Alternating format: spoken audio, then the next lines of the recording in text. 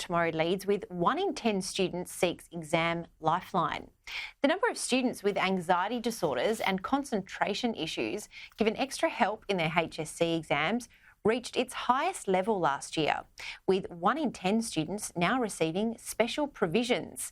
Lise, I mean, this doesn't surprise me given what all of those students have endured, specifically those ones in New South Wales, Queensland and Victoria through COVID. But it does seem really interesting that there is increasing dispensation for kids to have, it's a bit like, back in my day when you didn't want to do PE, you'd sort of say, I've called in sick and I've got some period pain, I don't want to do it.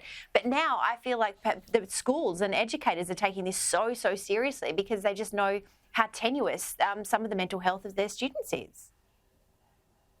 Yeah, but I also found it really interesting that when you read the story further in, it says that there's a real discrepancy. There are more students who are given these special exemptions in private schools than there are in public schools. So I'm not sure what that's reflecting. If you're seeing families who can perhaps afford to get their children into psychologists and have them diagnosed, perhaps people who are going through the public system can't. Maybe it's a reflection of that. But look, I know that there are a lot of children out there who are being diagnosed with anxiety and a number of other health issues.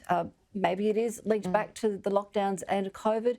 Perhaps, they just don't live in the world that we came through where it was, you need to be a bit tough and just get through your exam stress. I don't know. It's I had a very interesting conversation with my daughter last 2 terms ago where she had a week of exams that were crammed in with very little time in between. And there was no sense going to the school and saying, well, can we spread this out? It was just, well, that's what it is. So, I don't know, it's a tough one. You don't get allowances in life when things get tough like that. That's the thing, right? Bronwyn, what's your take? I think I know what your take will be. We're going to need to learn how to live in the real world. What do you think? I think there are 2 points to make.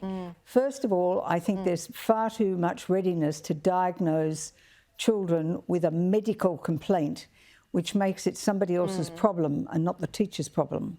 And I think there's far too much of labelling children, and that doesn't help, it hinders.